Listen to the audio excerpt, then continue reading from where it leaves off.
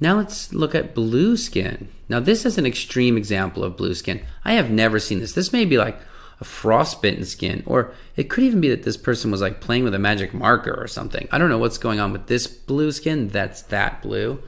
Usually skin is a little bit more subtle than this. It's just a subtle bluish tint, and that's a sign of blood stagnation. The more blood tends to sit and not move, it gets a little bit more blue.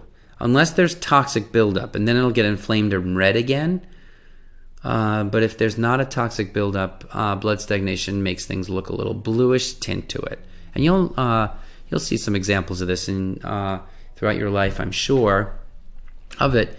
And it also implies a bit of coldness. The bluish tint is both blood stagnation and cold quality.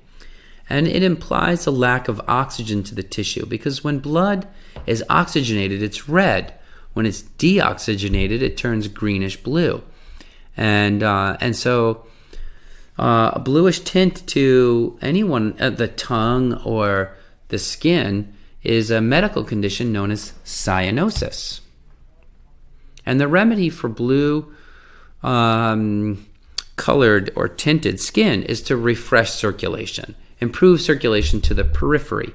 Periphery just means the skin, by the way, as opposed to, say, your heart is not in the periphery, or your liver is not in the periphery, but your skin is the periphery. So you want to improve circulation with circulatory stimulants like ginger, cardiac stimulants like ginger or trichotillin or cinnamon, diaphoretics like cardamom or mangista, vasodilators like tulsi, cayenne, and cloves, and blood thinners like turmeric or garlic.